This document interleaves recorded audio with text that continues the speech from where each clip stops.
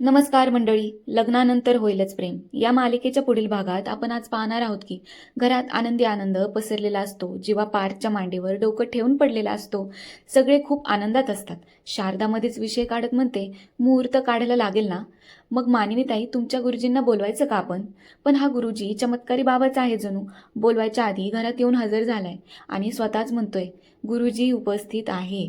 पण तो कायम जे बोलतो ते घडतं ना. मग त्याला तिथं पाहून काव्याला टेन्शनच येतं. आपण बघूयात यावेळेस तो गुड न्यूज देतो की बॅड न्यूज देतो. मानिनी गुरुजींना विचारते, गुरुजी खरं सांगा ना, या लग्नात तरी काही विघ्न वगैरे? ओव्हर कॉन्फिडन्स गुरुजी मानिनीचं बोलणं पूर्ण व्हायच्या आधीच म्हणतो, येणार नाही. जे सुरळीत पार पडायचं ते सुरळीत पार पडेलच. पण माणसांनी निश्चित राहू नये, कारण जुनी दुखणी अजून पूर्ण बरी झालेली नाहीयेत. हा गुरुजी कायम आला की जीवाला घोर लावतो बघा.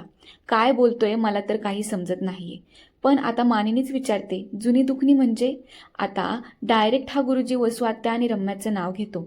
गुरुजी भविष्यवाणी करतो ते तर ठीक आहे, पण त्याला भविष्यात कोण काय करणारे हे पण दिसतं. हे तर मला आजच कळलंय. काय पण हा कॉमेडी गुरुजी आहे बाबा.